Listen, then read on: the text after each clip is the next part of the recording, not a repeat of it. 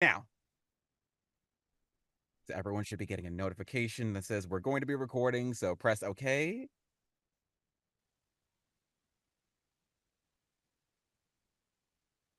All right. Everyone good? You good? I'm good. Awesome. All right, awesome sauce. Let's get this started. All right. Hello, everybody. It's a wonderful day to be having an interview, and today we're going to be interviewing the voice cast of the upcoming video game 257th Element. We have Brittany Latta, Vanille Velasquez, Michael Malconian, and Nassim Benacor. Hello, hello. Hello, everyone. How are all of you doing? Hello. Yeah, we're doing good. Just Hanging in good or there. just doing okay, Yeah, good, excellent, awesome, outstanding, or amazing? man, I got my Jello on me, so I think I'm doing snazzy. Yeah. That was it. Alrighty then. All right, so whenever everyone's ready, we can start with the questions.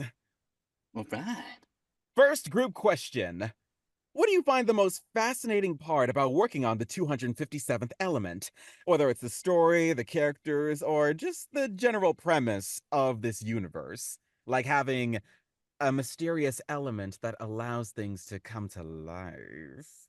What do you Mm, think about that? Is there anything that intrigued you about working on this project, everyone?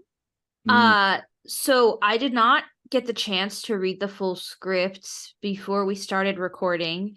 It was still being edited in some ways to make sure that translation was nice and tight or whatever. Mm. I'm not too sure. I don't want to put words in their mouth, but I only had like chapter 0 through 2.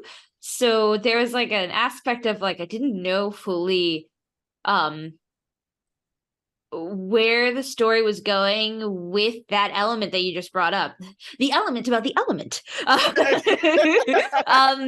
Because I'm like, all right, someone here is gonna be like a zombie, right? Like a a human who was revived.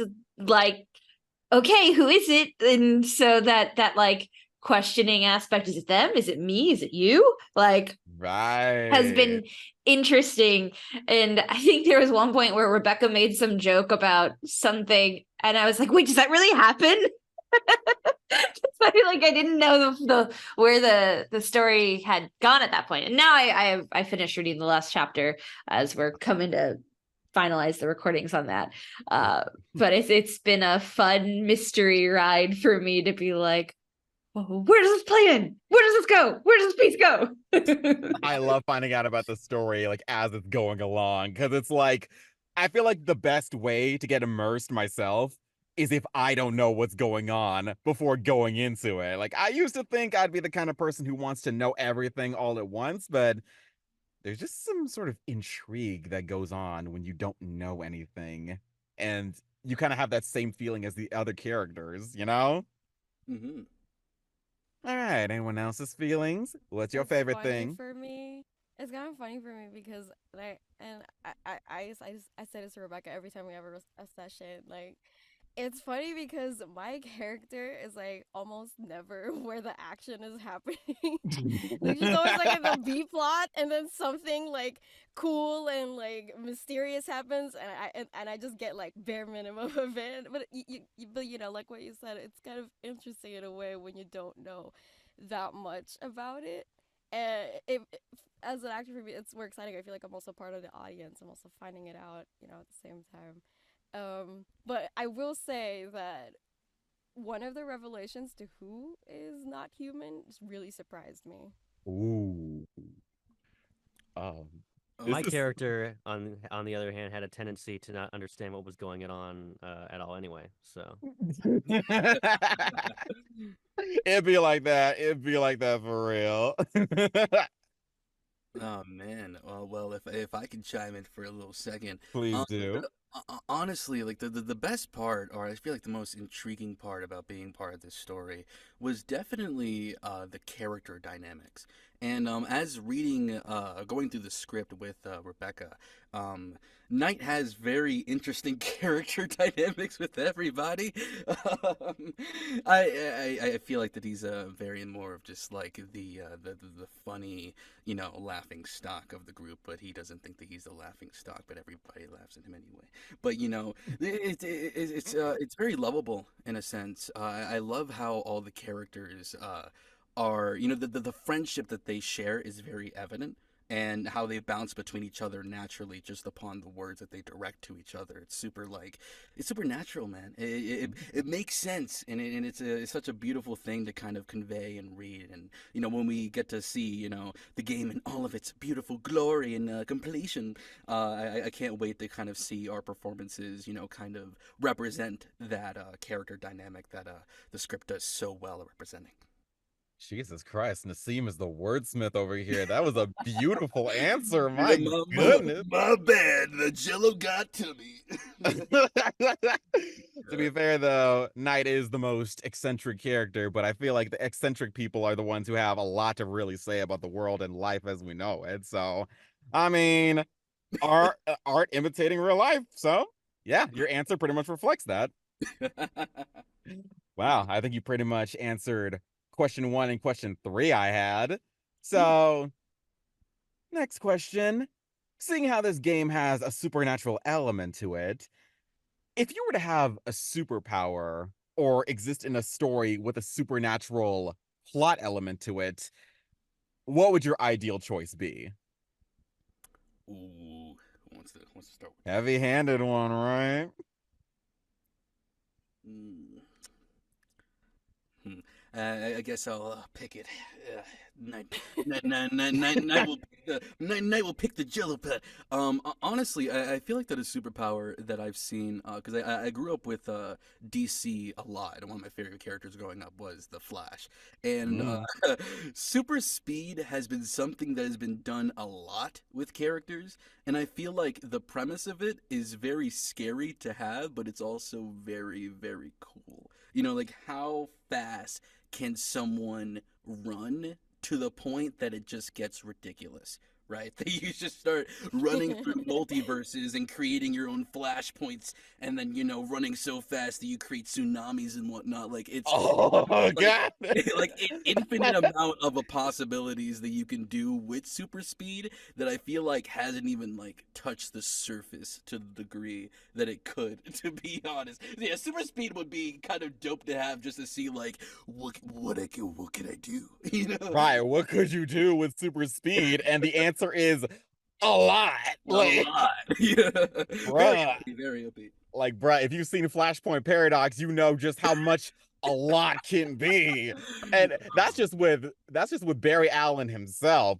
Oh Let's yeah. not even talk about like his arch nemesis. Oh man, the biggest op in all sports entertainment. Amen, bro. Oh my God. What's everyone Captain else's answer on this Captain one? Cold, right? That's his arch nemesis. I'm a big fan of the old teleportation slash Doctor Strange portal Ah. thing. Purely as a means of convenience.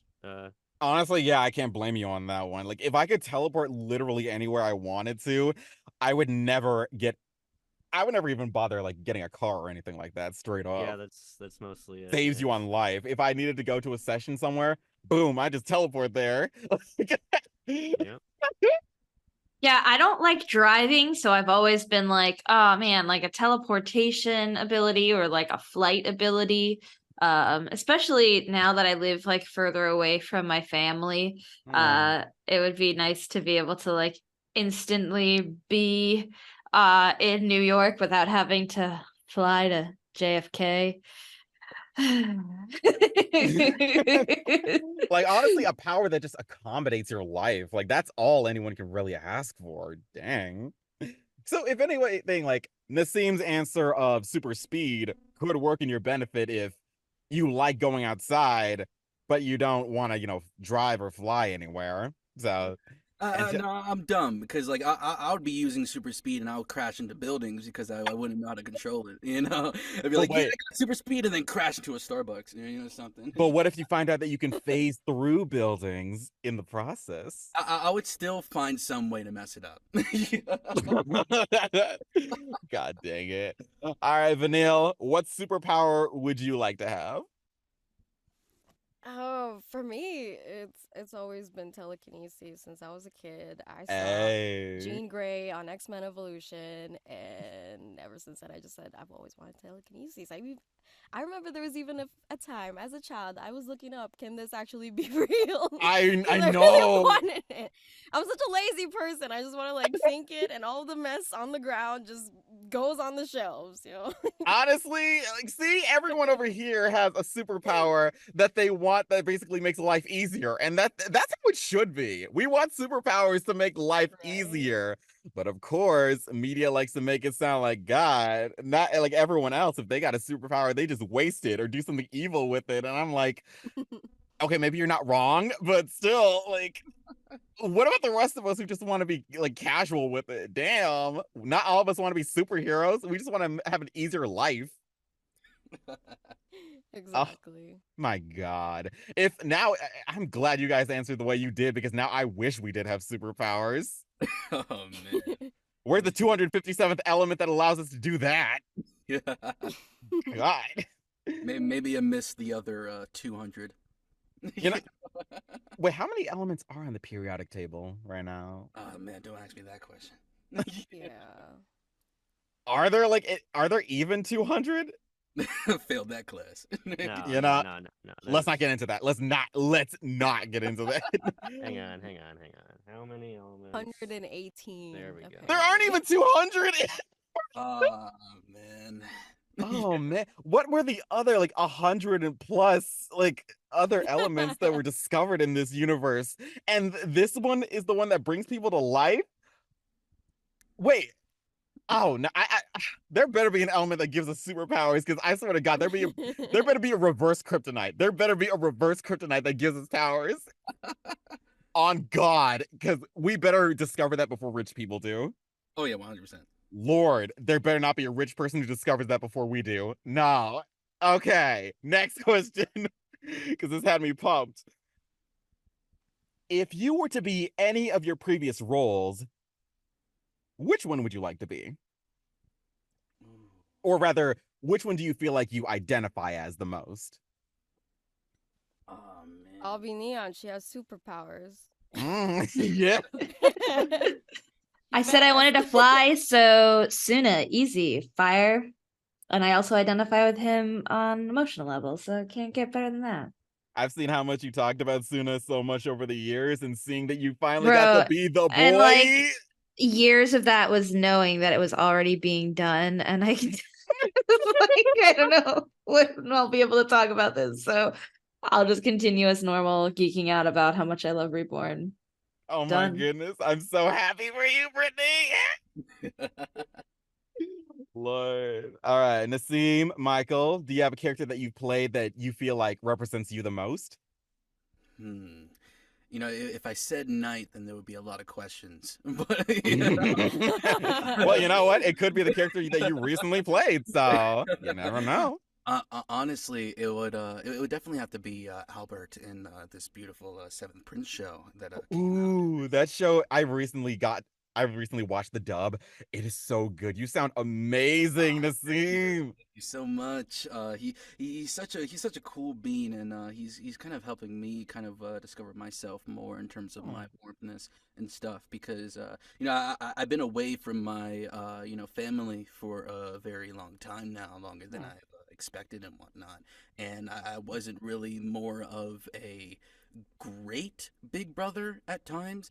And Albert has moments in his story towards where he represents that he's trying his best. And like, you know, at times he's just trying to like, you know, make amends for being so busy, you know, being the, you know, the second prince and all, you know, doing all these other things and whatnot, and just trying to be more accustomed with his family. So, you know, playing him has definitely been the character at least so far that I've been the most connected to out of all of them.